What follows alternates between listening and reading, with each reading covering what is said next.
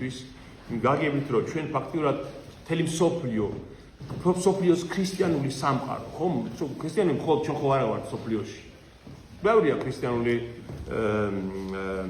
რწმენით ვინც ცხოვრობს მსოფლიოში და ფაქტიურად ლაოდიკიის პრობლემა გვაქვს ჩვენ ყველას ერთად ლაოდიკიის პრობლემა ნახეთ დავიკითხოთ მოდით ეს წერილი ხოლო ლაოდიკიის ეკლესიის ანგელოს მისწერე ამას ამბობს ამინი მოწმე სარწმუნო და ჭეშმარიტი და საბამი ღვთისმკვლელებისა ვიცი შენი საქმენი არც ცივი ხარ და არც ცხელი ნეტავ ცივი მაინც იყო ან ცხელი მაგრამ რაკი ნელთბილი ხარ არც ცივი ხარ და არც ცხელი ამიტომ გადმოგაფურთხებ ჩემს ბაგეთაგან რადგან ამბობ მდიდარი ვარო გამდიდრდი და არაფერი მჭირდებაო და ის კი არ იცი რომ უბადრუკი ხარ და საწყალობელი გლახაკი ბრმა და შიშველი გირჩე ვიყიდო ჩემგან ცეცხლით განწმენდილი ოქრო რათა გამდიდრდე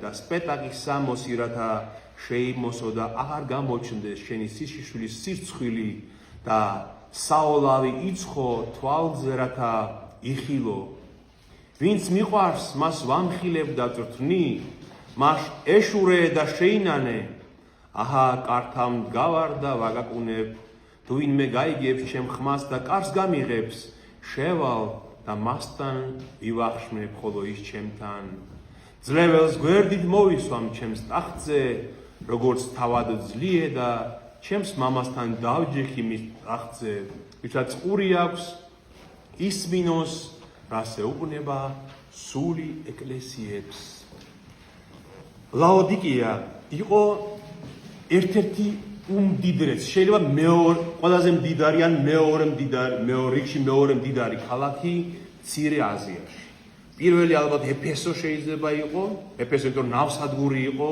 და უმნიშვნელოვანესი კვანძი იყო სავაჭრო და ლაოდიკია იყო აი რა შეიძლება შევადრავოთ ლაოდიკია იცით აი მაგალითად საბანკო ცენტრი დღეს ევროპაში რა არის ფრანკფურტი აი ფრანკფურტი იყო რომის იმპერიაში ლაოდიკია საბანკო საქმე პირველი იქ იყო განვითარებული იქ ჩაეყარა საბანკო საქმეს იყო მრეწველობა წარმოებოდა რაც თავარია შალის ძვირფასი ქსოვილი შალის წარმოება იყო სამედიცინო აკადემია ხო წარმოიდგინეთ იმ დროს აი იმიტომაც ამბობს რომ თვალზე მალამო იცხეო რომ ცნობილი იყო ლაოდიკია რომ იწარმოებოდა კოსმეტიკა გესმით სამკურნალო მალამოებიც და ასევე კოსმეტიკაც გესმით სამედიცინო საქმე იყო ბანკები როგორც თქვით ყველაზე მეტი მილიონერი ცხოვრობდა ლაოდიკიაში აი რომ დღევანდელ იმას რო შევადაროთ ყველაზე მეტი მილიონერი საცხოვრობს ევროპაში აი ის იყო ლაოდიკია მაშინ ყველაზე მდიდარი ხალხი ნახეთ იმდენად მდიდარი იყო ლაოდიკია რომ მიწის დრამ რო დაანგრია რომმა ხო ნახეთ ჩვენ რომ სარდემ ელოდებოდა ბოდიში ფილადელფია დახმარებას და არ დაეხმარნენ ხო რომ დაანგრია ლაოდიკია რომმა შესთავაზა დახმარება იმიტომ რომ მნიშვნელოვანი ქალაქი იყო მისთვის დიდი გადასახადებები მიდიოდა ლაოდიკიამ შეუთვალო რომ არ გვინდა თქვენი ფული ჩვენთან ავაშენებთ ქალაქს უარი უთხრა დახმარებაზე რომს და როცა ააშენეს ქალაქი მალევე ააშენეს ქალაქი მონეტები გაბეჭდეს თურმე ზედეწერა ჩვენ თვითონ შევძელით ეს ეწერა მონეტებს წარმოიდგინეთ სიმდიდრით როგორი გაფუფუნებული და კეთილდღეობაში მცხოვრები ქალაქია იყო ვაჭრობა სავაჭრო ცენტრი რადგან მრეწველობა ექვე იყო აი მაგალითად რა არის დღეს მოდის მექა რომელ ქალაქს ეძახიან თქვა ბატონო მილანი ან ნიუ-იორკი ხო აი ასეთი ქალაქი იყო ნიუ-იორკში ხომ თავარი მაღაზიები როა თავარის ბუტიკებს რო ეძახიან და უძვირფასესი ყველაფერი იყიდება აი ის იყო ლაოდიკია გესმით მაგალითად მანქანები რო ყოფილიყო მაშინ ალბათ ის იქნებოდა ცენტრები თქვა უძვირფასესი მანქანები იქ იქნებოდა ალბათ იყო კიდევაც ეტლები ცხენები რაც იმ დროს იყო იწარმოებოდა ქსოვილები იწარმოებოდა როგორც ვთქვით მალამოები წამლები კოსმეტიკა და რასაც არც კიდევ ამას მოყვება. იყო სტადიონი, იყო 2 თეატრი. აი რითი ლაოდიკიის სიმდიდრეს რითი განსაზღვრავენ ხოლმე. ნახეთ, ეფესო, რომელიც მასზე ბევრად დიდი იყო, მას ჰქონდა 2 თეატრი. და ლაოდიკიას მასაც 2 ჰქონდა, ოღონდ უფრო დიდი თეატრი. იმდენად დიდარი ქალაქი იყო.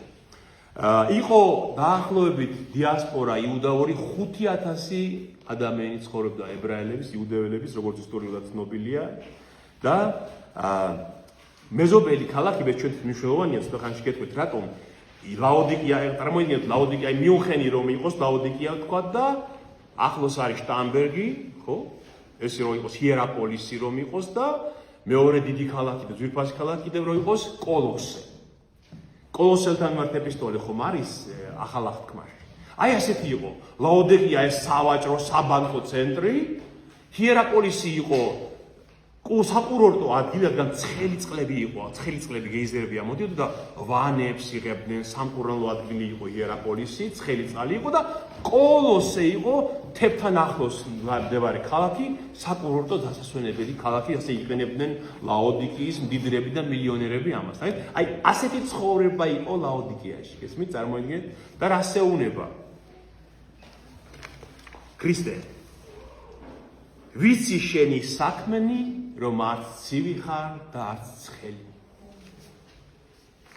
ნეტა ცივი მაინც იყო ან ცხელი, მაგრამ ნელთბილი ხარ.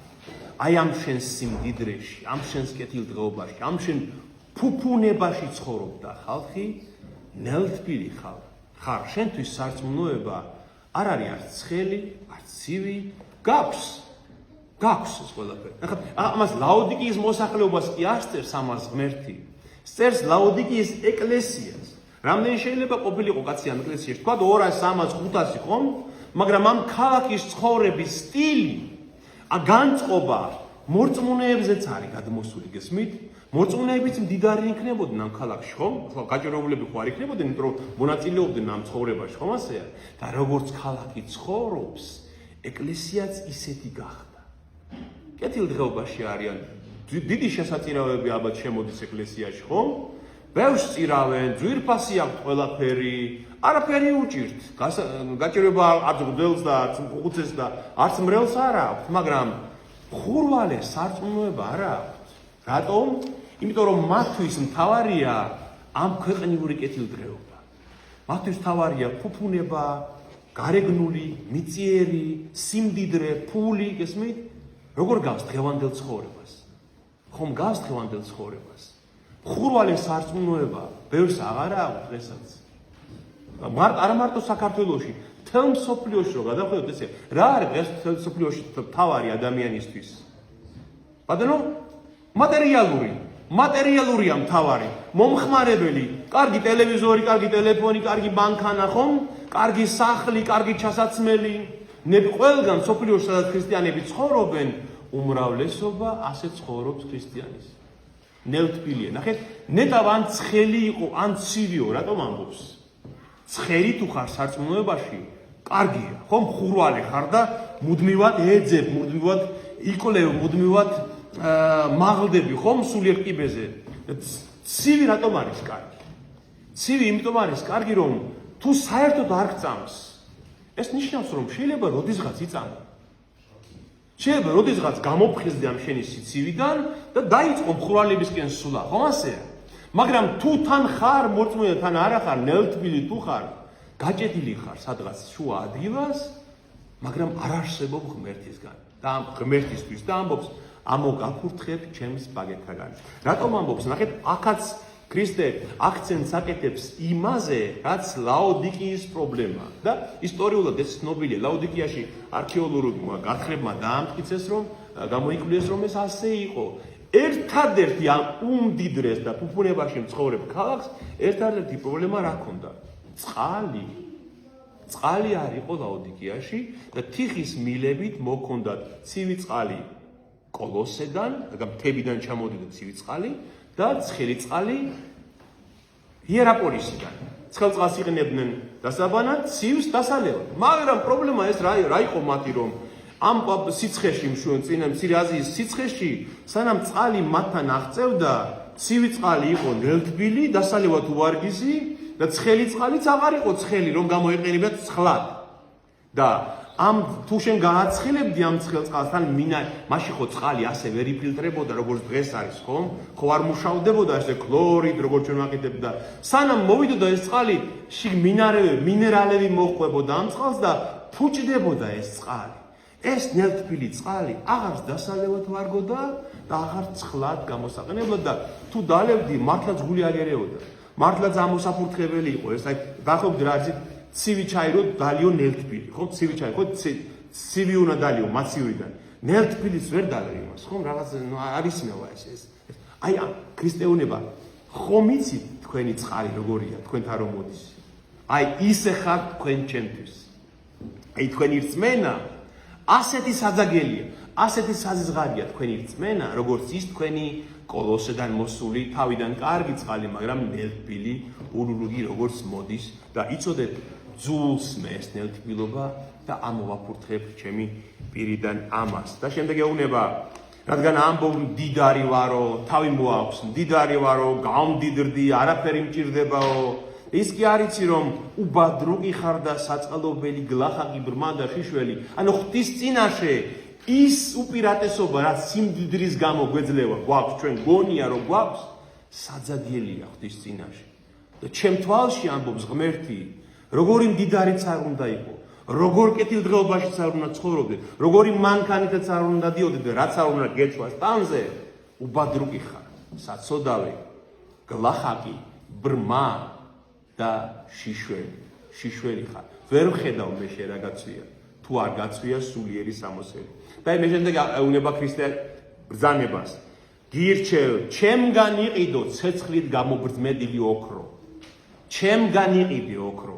თქვენი ქალაქის ბანკებიდან კი ნუიღებ, იმედი იმ ბანკების კი ნუ გაქვს, ჩემგან იყიდე გამობრძმედილი ოქრო, რათა გამდიდრდე და სპეტაკი სამოსი, რათა შეიმოსო და აღარ გამოჩნდეს შენი სირცხვილი და მალა მოიცხო თვალებზე, რათა იხილო.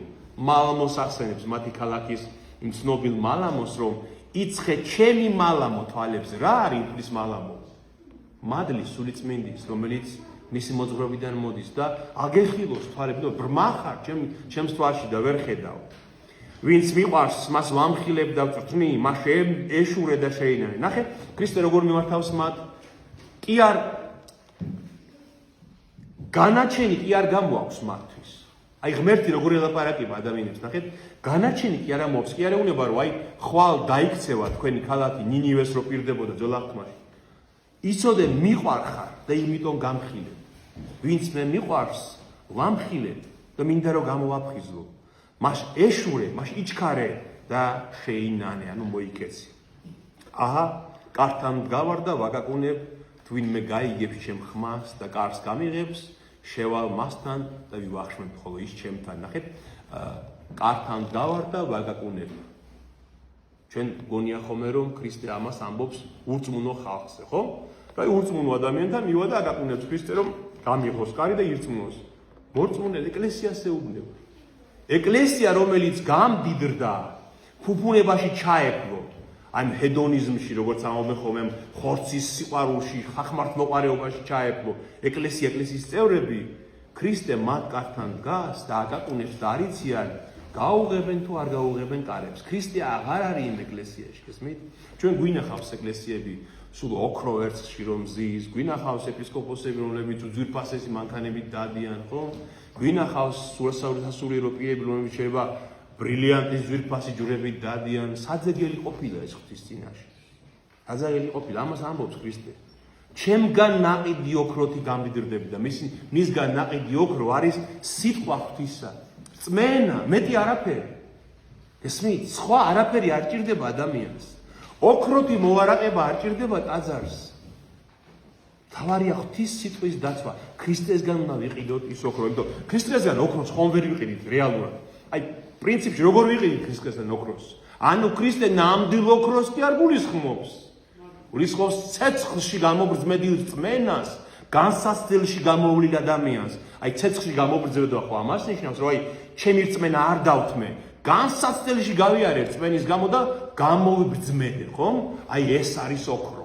და ქრისტე ამბობს, რომ ეს იყიდე ჩემგან, ეს არის საჭირო. სხვა არაფერი არ მჭირდება მე და ჩემ თვალში ბრმა ხარ, უბადრუკი და ღატაკი თუ ამას არ ეძებ. ვინც ამას იზამს ამბობს უფალი, ვინც გამიღებს კარს, შევალ მასთან და ვივახშმებ. ანუ ერთად შევჭამ პურს. ამაზე დითანაზიარება ღმერთთან არ არსებობს, როცა ქრისტესთან ერთად შეჭამ პურს. ძლეველს გვერდით მოვისვამ ჩემს ტახტზე, როგორც თავად ვძლიე და ჩემს მამასთან დავჯექი მის ტახტზე. რომელ ტახტზე მოისვამს ქრისტე, როდესაც მოვა მეორე დიდებით, როცა დაჯდება თავის ტახტზე და მარჯვნივ დადგებენის მის მარჯვნივ მართალნი, ქრისტე გვპირდება. ტახტზე დაჯდომა რას ნიშნავს? მეფის ტახტზე დაჯდომა. რომ შენ თანაზიარი ხარ მისი მეფობისა. ანუ მისი სამეფოს თანაზიარი ხარ. გესმით? აი ქრისტე როცა ტახტზე დაბრძანდება და განსჯის, შენ მისი დიდების მონაწილე ხარ. ამას ამბობს პავლე მოციქული, რომ არ იცითო, რომ ჩვენო ამ მსჯავრში მონაწილეობას მივიღებთო და თვითონ ანგელოზებიც კი ჩვენგან განისჯებიან. ანუ ქრისტე ჩვენთან ერთად განსჯის სამყაროს. ისმით წმინდანებს ამბობს, წმინდანების მეშვეობით. ამიტომ იფიქრეთ ამაზე, რომ საზღაური ამისთვის არის ქრისტეს ტახტზე დაჯდომა, მის მეფობაში თანაზიარება. ვისაც ყური აქვს ისმინოს, რას ეუბნება სული ეკლესიებს. ეს არის რაც მინდა დღეს თქვენთვის მეთქვა, იცით მე მგონია რომ მაინც ერთი მოსმენით ალბათ და ერთხელ განმარტებით ძნელია რომ ყველაფერი დაინახოს ადამიანს. მე მგონია რომ აი ჩვენ ეს 7-ვე წერილი მუდმივად უნდა ვიკითხოთ. მუდმივად უნდა ვიკითხოთ და ვიფიქროთ ჩვენს ცხოვრებაში ხდება არამე ამ დაგვარი. გესმით? ჩვენ ხომ არა ვართ ეხლა, იმიტომ რომ ეს ქალაქები, ეს ეკლესიები ხომ აღარ არსებობს ახლა. ჩვენ რომ ვეძებოთ ეხლა ვერც ლაოდიკიას ვიპოვით, ვერც ფილადელფიას და ვერც სმირნას, ხომ? მაგრამ ჩვენი ეკლესია არსებობს, საქართველოს ეკლესია არსებობს, ბერძნული ეკლესია არსებობს. იმ ეკლესიებში ხომ არ ხდება იგივე. ეს 7 პრობლემა, ან 7 მითითება ჩვენ ხომ არ გვეხება ახლა. ან მე ერთ მორწმუნეს ხომ არ მაქვს ეს პრობლემა. იქნებ დამაბრმავა მეც რაღაც თქვა, უნდა ვიფიქრო. იქნებ დამაბრმავა რაღაცა ამ ქვეყნიურის, როგორც ლაოდიკიელები, ხომ? იქნებ დამაბრმავა რაღაცა ამ ქვეყნიურმა ვნებებმა, მისწრაფებებმა, სურვილებმა და ვეღარ ხედავ რა არის მთავარი და რა უნდა ვიყიდო ქრისტესაგან, ხო? ის გამობრძმედილი ოქრო. ხდებით? ან მაგალითად იქნება სმირნის ეკლესიის პრობლემა რა არის, რომ დევნა იწყება მათთვის. დევნა. შეიძლება ზოგიერთი მოკლან კიდევაც საწმუნოების გამო. იწყება ქრისტიანთა დევნა. იქნება ჩვენს მოგვიწიოს როდესმე დევნა და ქრისტიანი რწმენისათვის და უნდა გაუძლოთ ამას თვით სიკვდილამდე, ხო? ან მაგალითად პერგამონის ეკლესია, პერგამონის ეკლესია ძალიან მნიშვნელოვანია. იქნება მოხდეს ისე რომ თქვათ პოლიტიკოსებმა დაიწყონ ჩვენთან დაძმაკაცება. აი ეკლესიებთან მაგალითად, ხომ ხდება ხოლმე ეს? პოლიტიკოსებს ყოველთვის ჭირდებათ ეკლესია იმ გაგებით, რომ გაამართლონ თავიანთი ბინძური საქმეები. ეს ასე ხდება. ასე ხდება, ამ ქვეყნიური ძალაუფლება ასეთია. და აკეთებენ პოლიტიკოსები ხშირად იმას, რომ აი ეკლესია ჩვენს ხარეს არის, ეკლესია გვიმართლებს, აი ეკლესიამ დალოცა ჩვენი არჩევნები მაგალითად და ესე იგი არჩევნები კარგად ჩატარდა, ხომ? ხომ ხდება ხოლმე ასე? იმიტომ რომ გძლები იყვნენ მისულები იქ საარჩევნო უბანზე და აი დაგულოცეს, ესე იგი ყველაფერი კარგად არის, ხომ? გვინახია ესეთი სცენები, ხომ?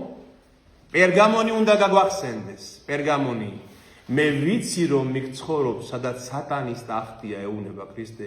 დაანებე ამ ქვეყნიურ ძალაუფლებას თავი.